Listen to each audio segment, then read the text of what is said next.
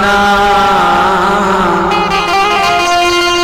सब भक्तों को अनिरुद्ध के जय जय राधे श्याम,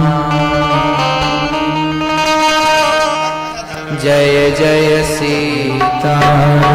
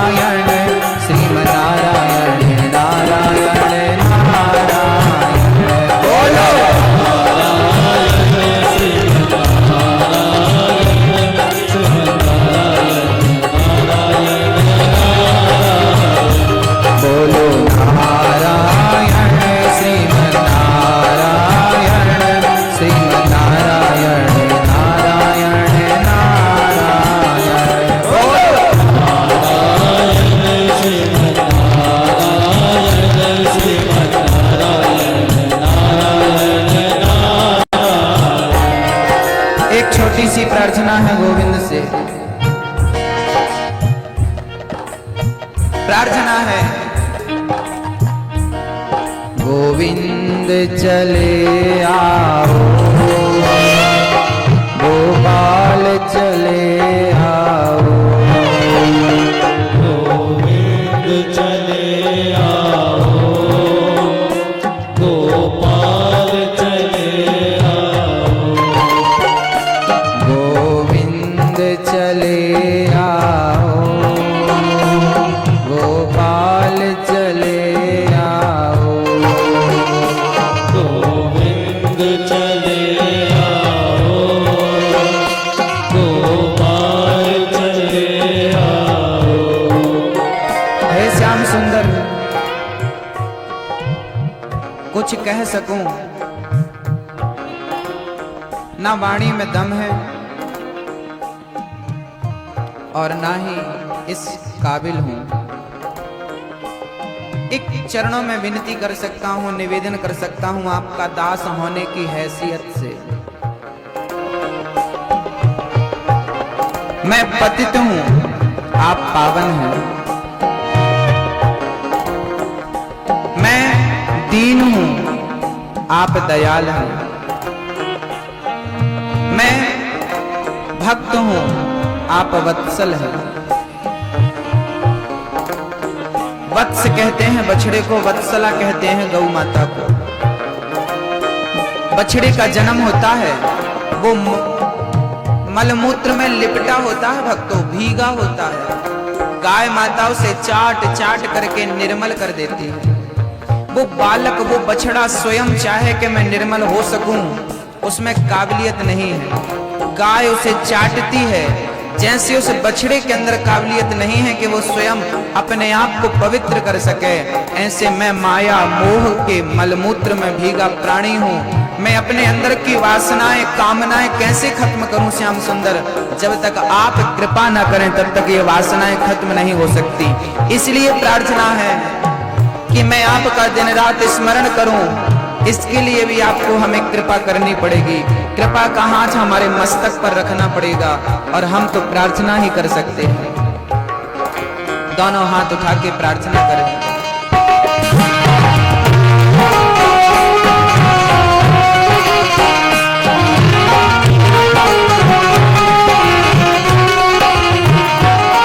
ना भूलूं मैं तुझको हे दाता दयालु, ना भूलूं मैं तुझको हे दाता दयालु, ना भूलूं मैं तुझको हे दाता दयालु, ना भूलूं मैं तुझको हे दाता दयालु।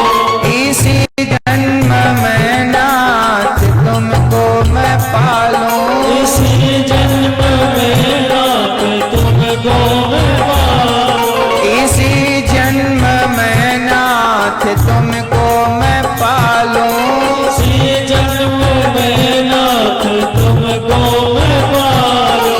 नारायण श्रीमन नारायण, नारायण श्रीमन नारायण, नारायण श्रीमन नारायण, नारायण श्रीमन नारायण।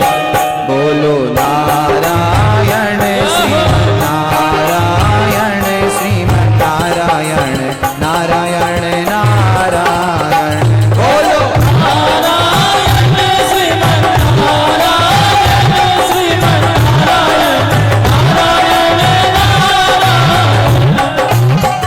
नारायण श्रीमन नारायण, श्रीमन नारायण नारायण नारायण, नारायण श्रीमन नारायण, श्रीमन नारायण, नारायण नारायण। हरि ओम हरि ओम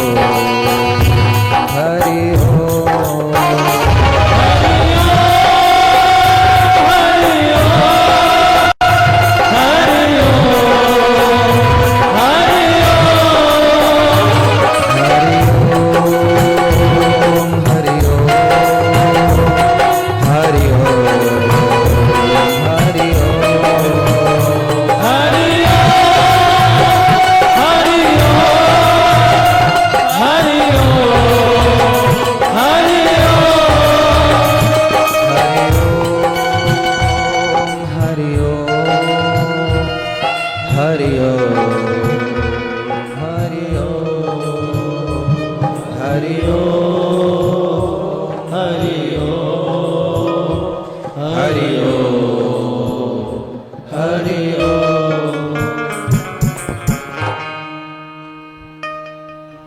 बोलिए भक्त वत्सल भगवान की जय हो। मोर मुकुट बंसी वाले की जय हो। श्रीमद् भागवत महापुराण की जय हो। जय जय श्री राधे श्याम। परम मंगल में परात्पर अखिलेश्वर अखिल ब्रह्मांड नायक परात्पर परब्रह्म भगवान श्री कृष्ण की वांगमय प्रतिमूर्ति श्रीमद् भागवत महापुराण। दूर दूर से आई हमारी माता बहन श्रोतागण भक्तगण, दिशा टीवी के माध्यम से घर में बैठकर के कथा का रसपान करने वाले भक्त सभी लोगों से जय श्री कृष्णा, राधे राधे। सिया राम मैं सब जग जानी, करहूं प्रणाम जोर जुग पानी। सभी भक्त वृंदों के हृदय में मन मंदिर में ईश्वर का दर्शन करते हुए दास अनिरुद्ध सभी को वंदन, सबका अभिनंदन करता है। पिछले कल हम सुन रहे थे भगवान गोपियों को छोड़ करके जब से वृंदावन से गए हैं, गोपियों की हालत ठीक नहीं है, बीमार हो गई गोपियां, कृष्ण की याद आ रही है, शिष्य का स्मरण बना है। कृष्ण भूलते ही नहीं है। एक दिन मां देवकी और वसुदेव कन्हैया को खिला रहे थे दही भात। कन्हैया खा रहे थे। दही भात खाते हुए भगवान श्री कृष्ण फूट फूट करके रोने लगे। देवकी दौड़ पड़ी, हृदय से लगाती हैं, लाला क्या हुआ, क्या हुआ कन्हैया?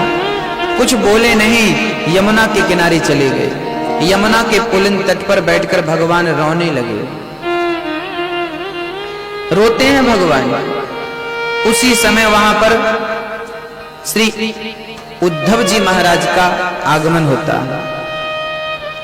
उद्धव जी महाराज पहुंच गए। अरे कन्हैया, आप रो रहे हैं? आप तो परमात्मा हैं, परब्रह्म हैं, सृष्टि के आधार हैं, आप रो रहे हैं? क्या बताऊं उद्धव,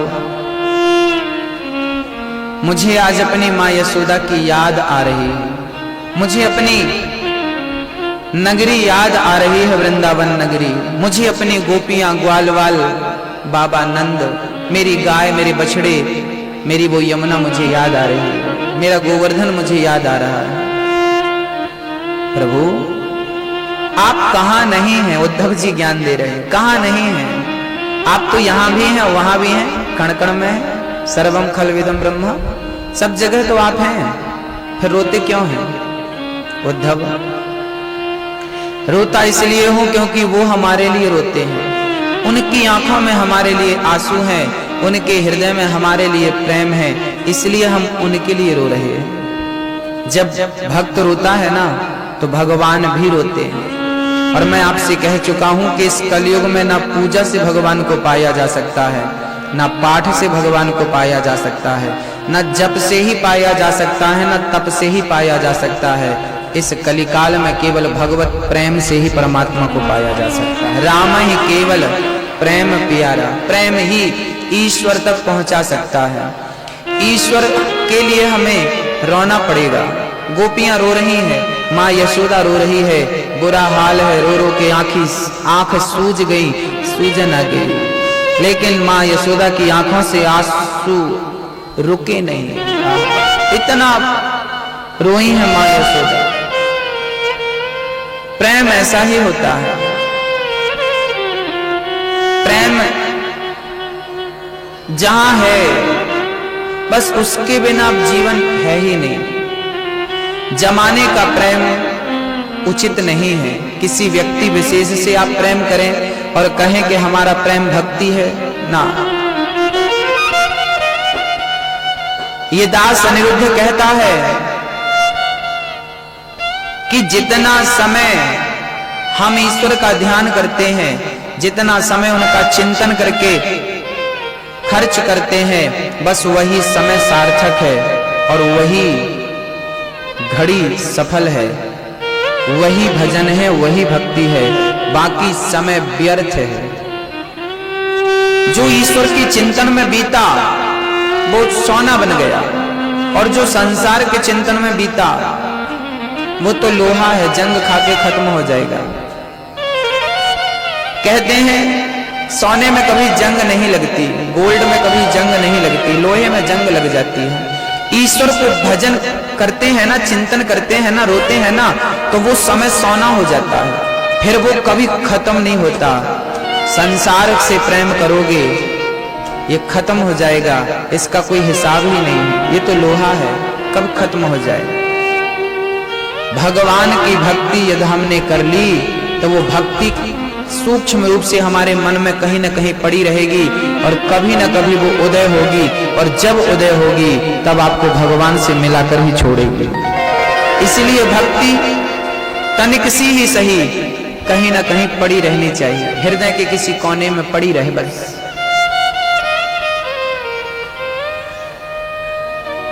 इस संसार में परमात्मा को पाने के लिए केवल एक ही उपाय है, रोना। रोइए, केवल रोना। छोटा सा बच्चा अपनी माँ को जब कहता है कि हमें ये खिलौना दिलाओ, माँ नहीं दिलाती तो वो रोता है। माँ दिलाती है। हजार काम में बिजी है माँ, पर रोता है बेटा ना, लाख काम छोड़ देती है बेटे के लिए, उठाकर हृदय से लगाती है।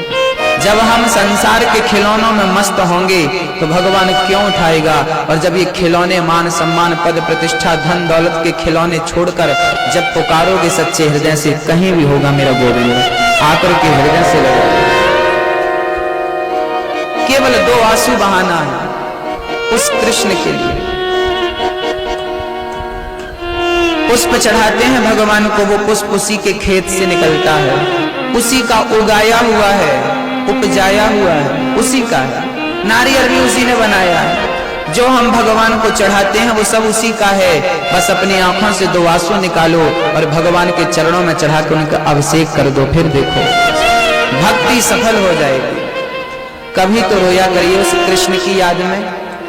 पैसा नहीं मिलता तो हम रोते हैं, नुकसान हो जाता है तो रोते हैं, परिवार का कोई सदस्य चला जाता है तो हम रोते हैं, बिछड़ जाए तो रोते हैं, अपमान हो जाए तो रोते हैं। पूरी जिंदगी निकल गई, भगवान के लिए कभी रोए ही नहीं हम। देखो कभी तो आंसू बहाएं उस कृष्ण की प्राप्ति के लिए। कन्हैया बुढ़ापा आ गया, अभी तक आपके दर्शन नहीं हुए, कब होंगे? गोपियां रोती हैं, कृष्ण के सिवा कुछ नहीं चाहती वो, बस रोती हैं रोती हैं रोती हैं।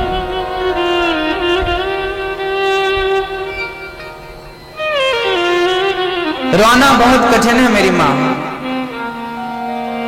जमाने के लिए रो देना सरल है, पैसे के लिए रो देना सरल है। ऐसा नहीं है कि आप रोते नहीं हैं। मंदिर में जाकर आप लोग बहुत रोते हैं, भगवान काम नहीं हुआ, भगवान ये नहीं हुआ, भगवान वो नहीं हुआ। हम बहुत रोते हैं। कभी इसलिए रोए कि प्रभु बुढ़ापा आ गए, अभी तक तेरे दर्शन नहीं हुए। प्रभु बुढ़ापा आ गया, अभी तक तेरे दर्शन नहीं हुए। क्या हम कभी इसलिए रोए? कभी नहीं रोए, क्योंकि हमें जरूरत नहीं पड़ी ना। उद्धव जी कहते हैं कन्हैया बताओ मैं क्या करूं?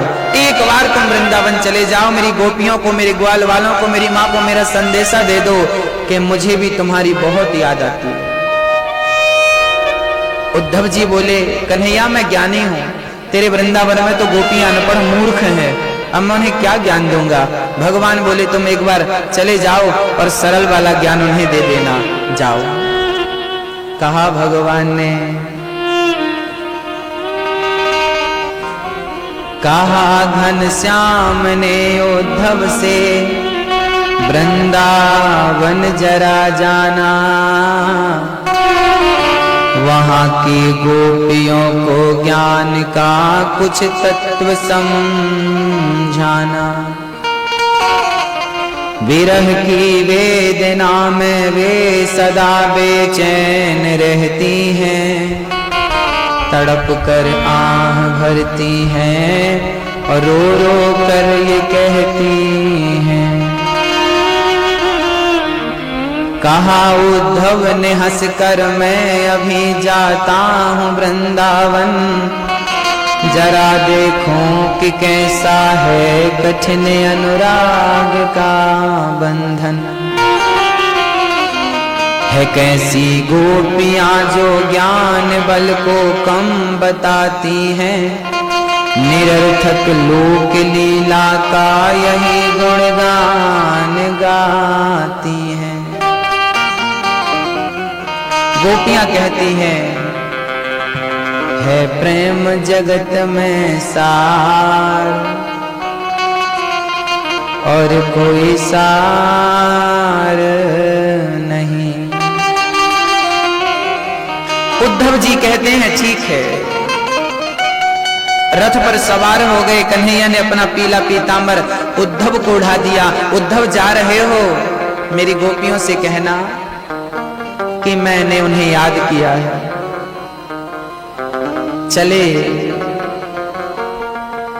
कन्हैया कहते हैं उद्धव मोहे ब्रज बिसरत नाही, जाकर मेरी गोपियों को मेरा हाल सुना दो, उनका हाल मुझ तक पहुंचाओ, उनकी क्या दशा है, क्या हालत है।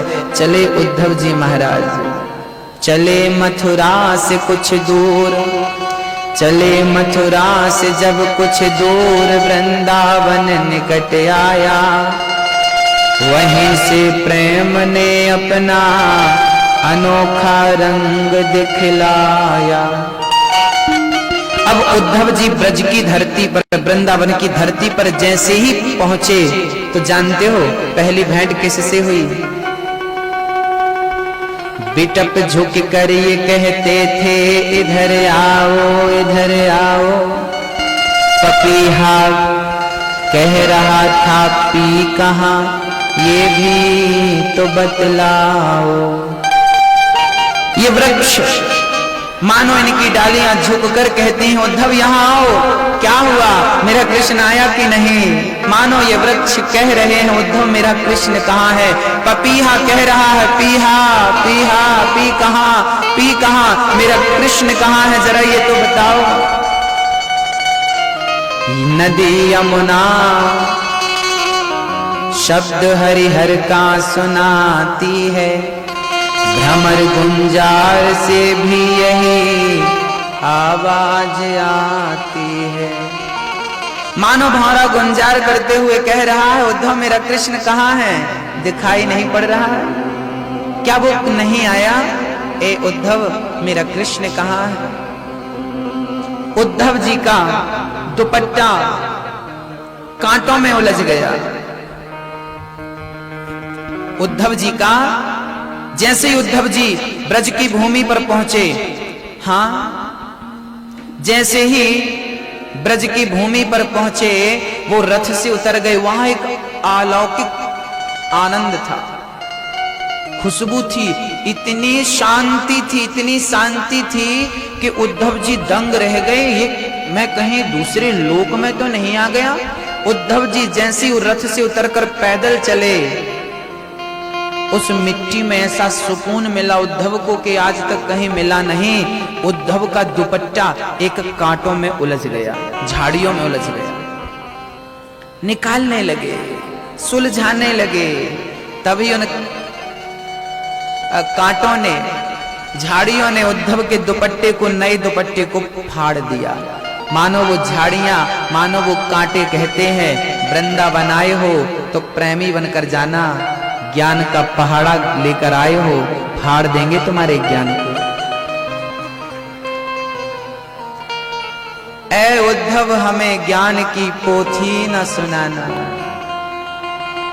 गोपियां कहती हैं ऐ उद्धव हमें ज्ञान की पोथी न सुनाना। हम प्रेम दीवानी हैं, वो प्रेम दीवाना। हम प्रेम दीवानी हैं, वो प्रेम दीवाना है, हमें ज्ञान मत दो उद्धव। उद्धव जी जब आगे चले, ध्यान से सुनिएगा, उद्धव जी आगे बढ़े तो भगवान के सखा गैया चराकर लौट रहे थे, संध्या का समय था। देखा तो रथ था, सोने का रथ। आहा ओ मंगल, देख मेरा कृष्ण आ गया। दौड़ पड़े मंगल, श्री रामा आदि आदि सखा दौड़ पड़े। मन सुखा कहता है मैं तो नहीं जाऊंगा। अरे चल, कितने दिनों बाद कृष्ण आया है, चलना नहीं है, दर्शन नहीं करना, मिलना नहीं है, शिकायत नहीं करनी। मन सुखा बोला मैं नहीं जाऊंगा, कह देना उस कृष्ण से मैं गुस्सा हूं, हम बात नहीं करेंगे उस कृष्ण से। कहां था इतने दिन, याद नहीं आई हमारी? ब्रजवासी बोले तू गुस्सा रह, हम चले।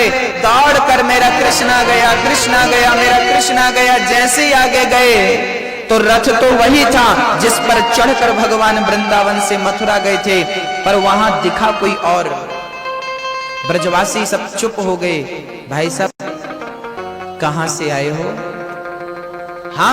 हम उद्धव हैं, मथुरा से आए हैं, श्री कृष्ण ने हमें भेजा है।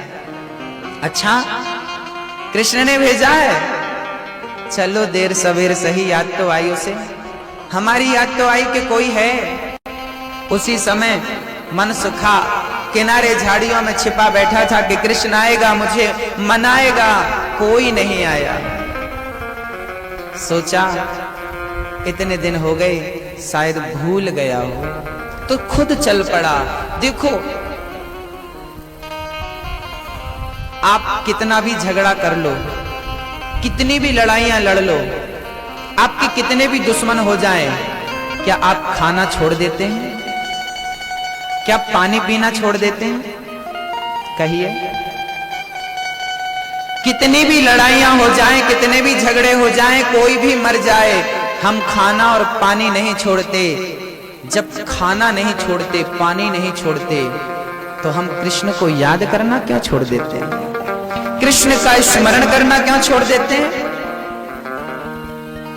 आज इस कथा से यदि आपका कोई अपमान कर दे और अपमान करके आपको जलील करके यहां से निकाल देना, तो आप कान पकड़ के कहेंगे अब दोबारा कथा नहीं सुनेंगे, कथा में गए तो थे, ये हुआ। लेकिन ऐसा नहीं है। सच्चा प्रेम ऐसा नहीं होता। यदि भगवान से लगन लगी है तो हमें कोई जलील करे, अपमानित करे, उससे क्या, हमें तो कृष्ण से काम है। हमें तो कृष्ण से काम है। हमें जमाने से क्या लेना? आप कैसे हैं, हम कैसे हैं, ना आपको फर्क पड़ना है ना हमें फर्क पड़ना है। हमें कृष्ण से लगन, तुम संग लगा बैठे, जो होगा देखा जाएगा। तुम्हें अपना बना बैठे, अब जो होगा सब देख लेंगे। बस एक बार कृष्ण मिले तो कहना कि मन सुखा, रूठा बैठा है, लेकिन रहा ना गया, मन सुखा आ गया। कन्हैया कहाँ हो? अरे कन्हैया नहीं है, ये तो कन्हैया का मित्र है। उद्धव ने कहा ये बताओ माँ यशोदा का घर कौन सा है? अच्छा, यशोदा से मिलना है? हाँ हाँ, वो ये नदी, ये पानी आ रहा है ना, जल की धार, इस धार के किनारे किनारे किनारे किनारे चले जाना, तुम्हें कृष्ण की माँ यशोदा मिल जाएगी। उद्धव जी बोले धन्यवाद, आप पता बताइए। आपका धन्यवाद। चल पड़े श्री उद्धव जी महाराज। किसी से पूछा भाई साहब ये जल बड़ा तेज बह रहा है, कहां से आया? बोले ये यशोदा के घर से जल की धार निकली है। अच्छा, कोई सरोवर में घर है क्या? ना ना ना, जिस दिन से कन्हैया गए हैं ना मथुरा वृंदावन छोड़कर, उस दिन से ही ये जल बह रहा है, आज तक बह रहा है। अच्छा, तो घर से जल क्यों बह रहा? बोले माँ यशोदा की आंखों के आंसू हैं ये जल नहीं है, ये आंसू है, ये बह रहा है। और सिर्फ नंद बाबा की कितनी गायें थी पता है? कितनी गाय थी? हाँ? आपको पता है मैया नंद बाबा की कितनी गाय थी? कितनी? कहा जाता है कि लाखों गायें नंद बाबा की थी। 9 लाख गैयों के मालिक थे श्री नंद बाबा। गाय 9 लाख थी उस समय जब भगवान कृष्ण का जन्म हुआ था।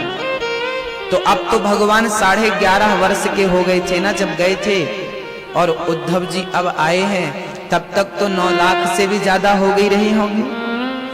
ये सारी गाय, सारे बछड़े, मां यशोदा, गोपियां, और केवल ये नहीं, पशु पक्षी भी उस कृष्ण के लिए आंसू बहा रहे थे। तो सबकी आंखों का वो जल एक नदी के रूप में दिखाई पड़ रहा था, छोटी सी नदी। जब भगवान श्री राम वनवास गए, तुलसीदास जी की आंखों में आंसू आ गए। ये प्रसंग वो लिख नहीं पाए बहुत बढ़िया से, बार बार उनकी कलम गिर जाती है और उनके आंसू उसी रामचरितमानस में टपकते हैं। कौन सा प्रसंग? जब राम जी वनवास जा रहे थे तो तुलसीदास जी ने एक चौपाई लिखी है। सुमंत्र जी ने रथ पर राम को, सीता मैया को और लक्ष्मण जी को चढ़ाया, और जब नदी गंगा के किनारे पहुंचे, गंगा मैया के तट पर, तब राम जी ने सुमंत्र जी से कहा, सुमंत्र जी अब आप रथ को ले जाइए और पिता से कहना कि हम 14 वर्ष बाद लौटेंगे और अपने पिता का और अपनी माँ का दर्शन करेंगे। उद्धव श्री राम जी नीचे उतर गए। अब जब सुमंत्र जी अपने रथ के घोड़ों को जब अयोध्या की तरफ वापस ले जाने लगे ना, तो वो घोड़े पलटे नहीं, वो राम के पीछे पीछे चल रहे थे। बार बार सुमंत्र जी नाल पकड़ करके घोड़ों को मोड़ना चाह रहे थे, मानो वो घोड़े जिद पकड़ लिए थे कि राम जी। उन घोड़ों की आंखों में आंसू थे। तुलसीदास जी ने चौपाई लिखी, जासु वियोग विकल पशु ऐसे, प्रजा मातु पितु जीहहि कैसे। कैसे जिएंगे उनकी मां, जिनके वियोग में घोड़ों की ये हालत है कि घोड़े रो रहे हैं, घोड़ों की आंखों में आंसू है, मानो घोड़े कह रहे हैं कि राम मैं जिम्मेदार हूं आपके वनवास आने का, यदि मैं ना होता लोग कहेंगे कैसे घोड़े थे जो राम को वनवास में अकेला छोड़कर आ गए, मैं नहीं जाऊंगा। सुमंत्र जी ने बरबस राम सुमंत्र पठाए, जबरदस्ती सुमंत्र जी अयोध्या आए। जब दशरथ जी की मृत्यु हो गई, भरत जी महाराज नंदीग्राम में रहने लगे। एक दिन कौशल्या मैया अयोध्या के राजमहलों से निकलकर बाहर बैठी हुई थी, सामने घोड़े, घोड़शाला थी, घोड़े बंधे हुए थे, उन घोड़ों की आंखों से आंसू निकल रहे थे। और कौशल्या मैया के सामने से कोई रास्ते से गुजरा तो दौड़ करके कौशल्या माँ ने उससे कहा, बहन कहाँ जा रही हो? मैं तो चित्रकूट जा रही हूँ। अच्छा तो सुनो, मेरा राम वहां मिलेगा, एक बार मेरे राम से कह देना कि राम लौट कर तुम वापस अयोध्या आ जाओ। अरे अपनी माँ के लिए नहीं, अपने मरे हुए पिता के लिए नहीं, अपनी अयोध्या की प्रजा के लिए नहीं, बस इन तड़पते हुए घोड़ों के लिए लौट कर आ जाओ। जब से तुम गए हो ना तो चारा खा रहे हैं, ना तो पानी की तरफ देख रहे हैं, मानो वो राम राम रट रहे हैं। जिस रास्ते से राम गए थे बस उसी रास्ते से राम का इंतजार कर रहे हैं, कब मेरे राम आएंगे, कब मेरे राम आएंगे। आकर के मेरे राम एक बार इन घोड़ों के मस्तक पर हाथ रख दें, तब ये घोड़े अपने आप को सफल मान लेंगे। एक बार घोड़ों की ये हालत थी अयोध्या में। कहा जाता है कि 14 वर्ष तक अयोध्या में किसी के घर बेटा पैदा नहीं हुआ, बेटी पैदा नहीं हुई। 14 वर्ष तक राम वनवास में है, अयोध्या में 14 वर्ष तक किसी के घर में दीपक नहीं जला, किसी की बेटी का विवाह नहीं हुआ। राम तेरे बिना भी क्या जीना, क्या जिए तेरे बिना, कैसी खुशी मनाएं। भक्तों, भाव तो भाव होता है, ईश्वर को पाने का केवल भाव होना चाहिए, केवल भाव। उद्धव जी महाराज यशोदा के घर पहुंच गए, आवाज लगाते हैं, भाई घर में है कोई? तभी अंदर से एक बूढ़ी स्त्री, बाल बिखरे थे, जटाएं बन गई थी, फटी सी साड़ी पहन रखी थी, और उसने हाथ में उसने एक वस्त्र ले रखा था, वस्त्र ले रखा था और उसे थाप देकर सुला रही थी। बेटा सो जा, देख कब से जाग रहा है, सोना नहीं है, सो जा। थोड़ी देर में सुलाती और फिर कहती कितना सोएगा, सोती रहेगा। अरे उठ तो सही, देख सुबह हो गया, चिड़िया चहकने लगी, बाबा जल्दी से यमुना में स्नान करके आते होंगे, बेटा उठ जा। बार बार वो कभी सुलाती कभी उठाती। उद्धव जी ने देखा ये पागल औरत कौन है, दिमाग खराब हो गया इसका। भाई घर में कोई है? तभी यशोदा ने कहा, भाई साहब, भैया जरा धीरे बोल, भैया जरा धीरे बोलना, मेरा लाला अभी तो सोया है, शोर मत करो, मेरा लाला उठ जाएगा, उठेगा तो तुरंत माखन मांगेगा, अभी ताजा माखन नहीं, अभी मैं मंथन करूंगी तब ताजा माखन आएगा, थोड़ा शांति रखो, अभी डिस्टर्ब मत करो। समझ गए उद्धव जी ये पूरी पागल है। बाजू में देखा तो एक बड़ी सी दाढ़ी वाला एक बाबा बैठा था। उद्धव जी ने देखा पुरुष बैठा है, वो भी पागल सा दिख रहा है, रो रहा है, आंखें लाल लाल हैं, बड़ी बड़ी आंखें हो रही हैं। भैया उद्धव जी चले गए। भाई साहब उठिए, हिलाए उद्धव जी। नंद बाबा के ध्यान टूटा। अरे मैं उद्धव वृंदावन आया हूं, कृष्ण ने भेजा मुझे मथुरा से। जैसे ही नाम सुना कृष्ण ने भेजा है, नंद बाबा आनंदित हो गए। चलो इतने दिन बाद ही सही उस कृष्ण को हमारी याद तो आई। कहो उद्धव मेरा कृष्ण कैसा है। उद्धव जी ने नंद बाबा ने उद्धव को बिठाया, जल लाया, छाछ पिलाई। उद्धव जी ने कहा बाबा ये पागल औरत कौन है, मुझे यशोदा से मिलना है, यशोदा कहाँ है। नंद बाबा रोने लगे। भैया जिसे तुम पागल कह रहे हो वही तो यशोदा है, तो फिर ये पागलों की तरह हरकत क्यों कर रही है। ये तो ब्रह्म की माँ है, ये तो भगवान की माँ है, ये पागल कैसे हो सकती है। अरे भगवान जिन पर कृपा करता है वो पागल ठीक हो जाता है, और भगवान की माँ पागल कैसे हो गई। पागल नहीं है, जब से कृष्ण गया है छोड़कर, उसके प्रेम में एक माँ की अपने बेटे के लिए ये हालत है। एक माँ की ममता है, ये एक भक्त का स्नेह है भगवान से। दौड़ पड़े उद्धव जी, गिर पड़े चरणों में। मां दंडवत। कौन हो बेटा। मैं कृष्ण का सखा।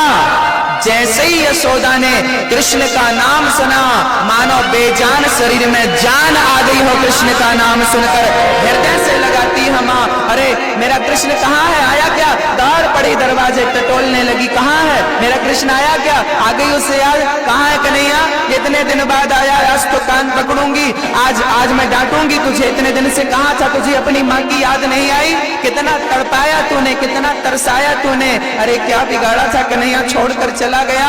चल आ गया है, अब मैं माखन निकालती हूँ ताजा ताजा। बैठ जल्दी नहा गया। अच्छा स्नान करने यमुना गया होगा ना, अच्छा आता होगा। माँ ने जल्दी से खुशी खुशी माखन मंथन करना शुरू कर दिया।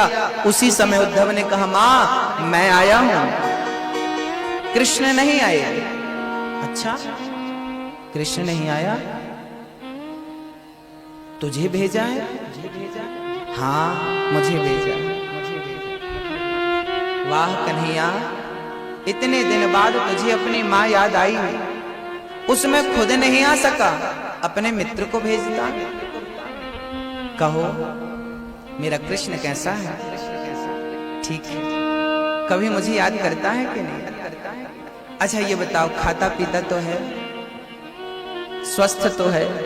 हाँ एकदम आपके लिए रोते हैं। अभी वो रो रहे थे यमुना के तट पर, और जैसी माँ ने सुना कि वो मेरे लिए रो रहा था, माँ फूट फूट कर रोने लगी। उद्धव जी ने अब ज्ञान का पहाड़ा खोला और कहने लगे माँ देखो वो भगवान है, ब्रह्म है, उसके लिए क्या रोना। उद्धव जी को समझाती है माँ बेटा तू बच्चा है, तू क्या जाने कि माँ की ममता क्या होती है। अरे जिसके पैरों में विमाई फटी ही नहीं वो दर्द क्या जाने, है ना। दर्द तो वही जान सकता है जिसके पैरों में विमाई फटी है, जिसके पांव में कांटा लगा है वही तो कांटे का दर्द जानेगा। जिसने प्रेम किया है वही तो प्रेम का असर भी समझेगा ना कि प्रेम क्या है, वही तो प्रेम में आंसू भी बहाएगा। अब तुमने कभी प्रेम किया नहीं है, तुम क्या जानो। तुम कभी माँ बनो तो जानो माँ क्या होती है, माँ की ममता क्या होती है, माँ का प्रेम क्या होता है। तुम क्या जानो, तुम पुरुष हो उद्धव, ये तुम्हारे बस की नहीं है, ये तो प्रेम की बात है उद्धव, बंदगी तेरे बस की नहीं है। यहाँ सर दे के होते हैं सौदे, आस की इतनी सस्ती नहीं। उद्धव जी ने ज्ञान दिया न माता न पिता तस्या न भार्या न सुतादयः नात्मीयो न परश्चापि न देहो जन्म एव चा।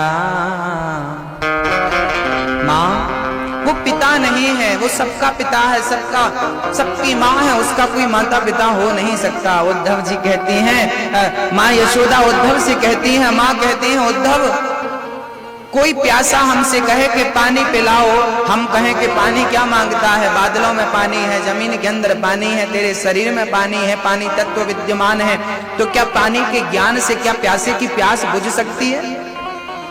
एक प्यासे को पानी का ज्ञान नहीं, उसे पानी चाहिए। जैसे प्यासे को सिर्फ पानी चाहिए, ज्ञान नहीं, ऐसे हम जैसे भक्त को कृष्ण का ज्ञान नहीं, केवल कृष्ण चाहिए।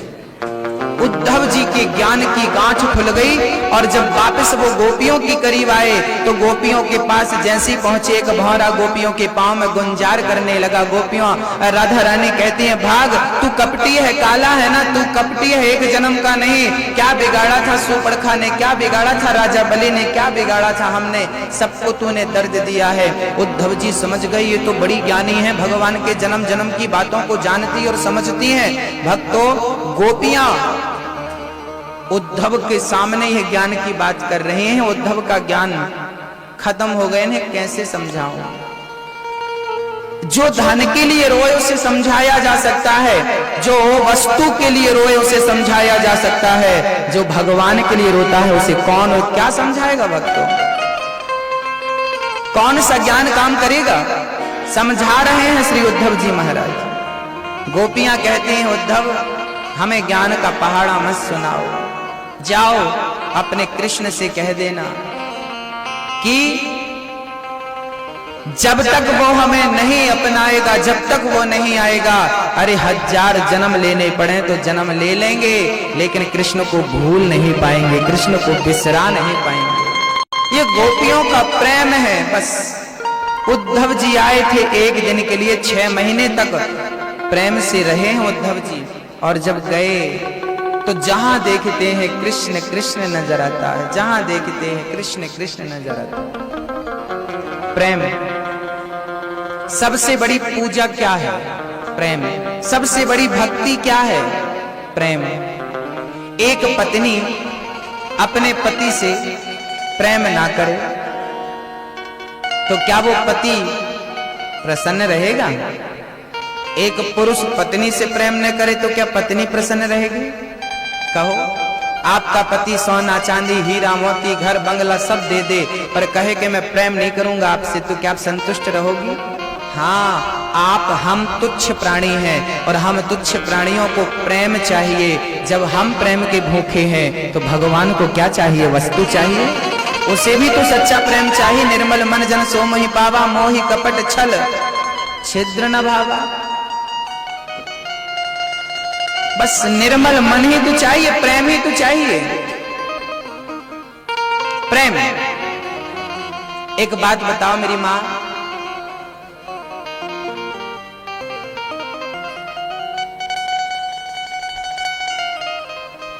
एक मां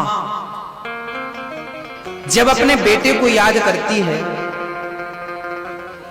एक मां जब अपने बेटे को याद करती है तो क्या मां को माला लेने की जरूरत पड़ती है? बेटा बेटा बेटा, पहले जाप करूंगी तब बेटा याद आएगा। हाँ, जरूरत पड़ती है। आप अपनी मां को याद करो, जरा चिंतन करो, कल्पना करो कि मेरी मां मेरे सामने है। देखना, आप कल्पना प्रैक्टिकल करके देख लो। आप कल्पना करो कि मेरी मां मेरे सामने है, तो बताइए आपकी मां की तस्वीर आ गई कि नहीं? आपकी मां की तस्वीर आपके सामने आ गई। कल्पना करो आंख बंद करके कि मेरी मां मेरे सामने है। बस जैसे मां की कल्पना करने से, चिंतन करने से मां सामने होती है, बेटे के नाम का माला नहीं जपती मां, फिर भी बेटे की कल्पना करती है, चिंतन करती है, तो बेटे की छवि, बेटे की तस्वीर सामने आ जाती है। ऐसे भगवान के नाम का माला ना जपें, माला ना पकड़ें, भगवान के मंदिर ना जाएं, तस्वीर ना देखें, तो भी भगवान का स्मरण बराबर हो, चिंतन बराबर हो, ध्यान बराबर लगे। बस वही तो भक्ति सबसे उत्तम है, वही तो भजन है। बिना माला के उस कृष्ण को हम याद करें, बिना मंदिर गए हम उस कृष्ण को याद करें। मंदिर में गए फिर हमने याद किया, मंदिर के अंदर भगवान है, मंदिर के अंदर भगवान है, ये बात गलत है। सिर्फ मंदिर के अंदर भगवान है, ये बिल्कुल गलत बात है। अरे भगवान मंदिर के अंदर भी हैं और मंदिर के बाहर भी हैं। जो केवल मंदिर में भगवान को देखता है वो पहली क्लास का विद्यार्थी है, और जो घट घट में, कण कण में, अपनी माँ, अपने पिता में, अपने परिवार में, अपने बुजुर्गों में, अपनी मिट्टी में भगवान को देखता है वो तो पीएचडी का विद्यार्थी है, वो श्रेष्ठ है। कण कण में परमात्मा को देखने की आदत होनी चाहिए। भक्तों, भगवान प्रेम से मिल जाते हैं। स्मरण करना होगा। एक पंडित जी, मंदिर के पुजारी जी, पूजा कर रहे थे भगवान की।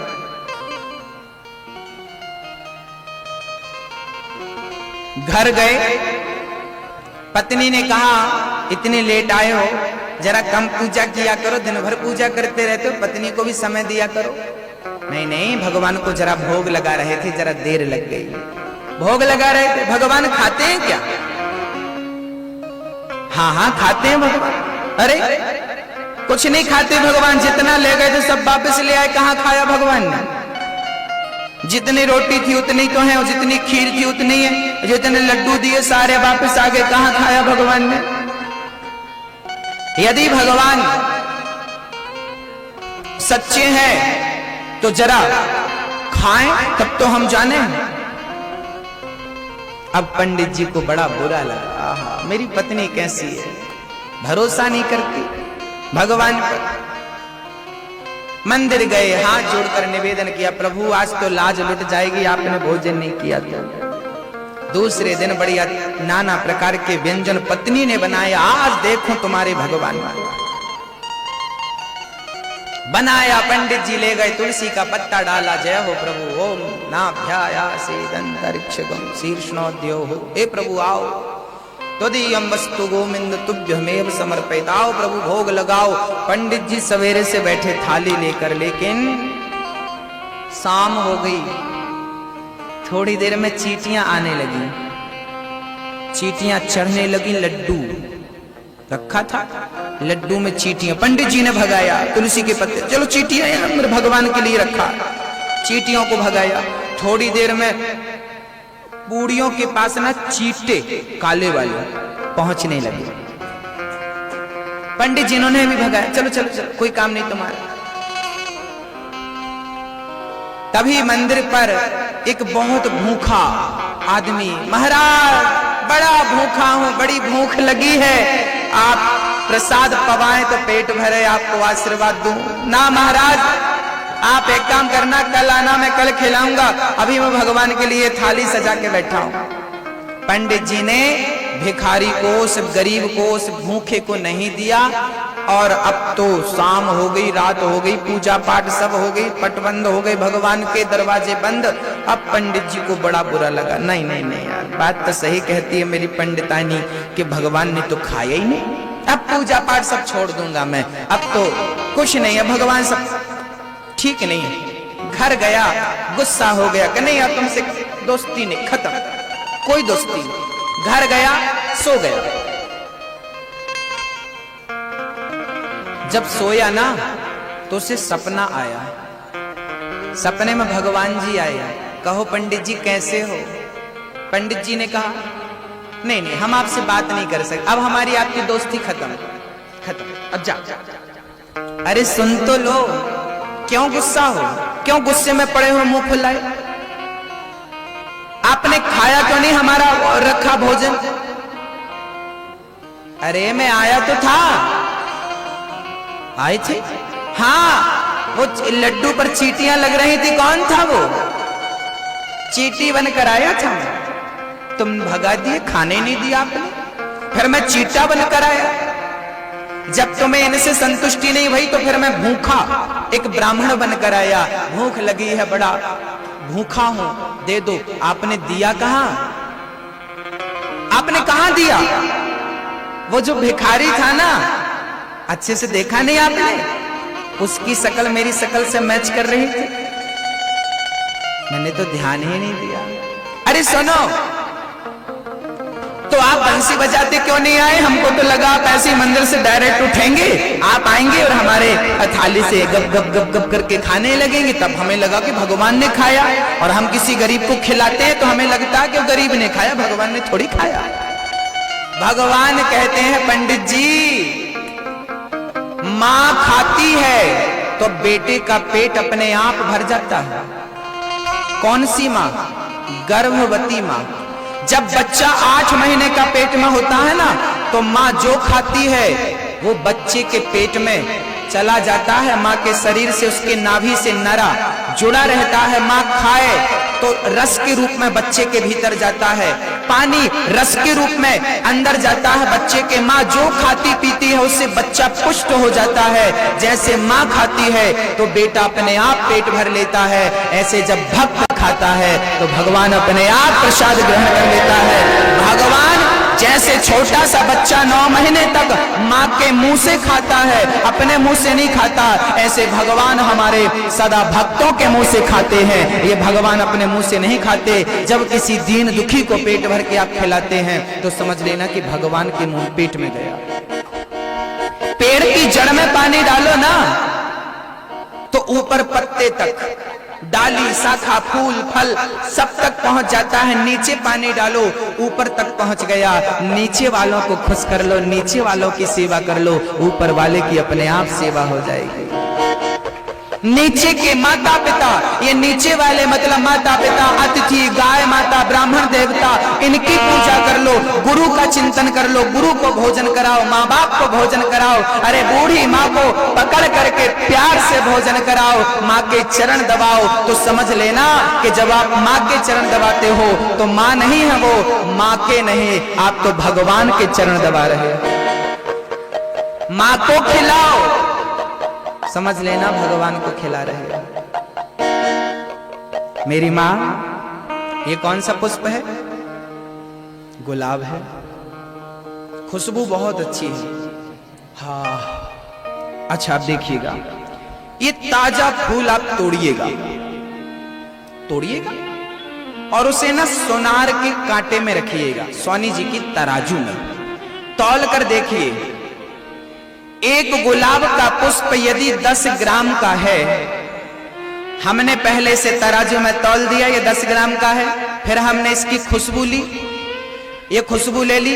अब हम इसको फिर से तराजू में रखें और तौलें, तो बताइए इसका वजन कम हो जाएगा? बोलो मेरी माँ, मैया, ओ मेरी माँ, इसका वजन कम होगा?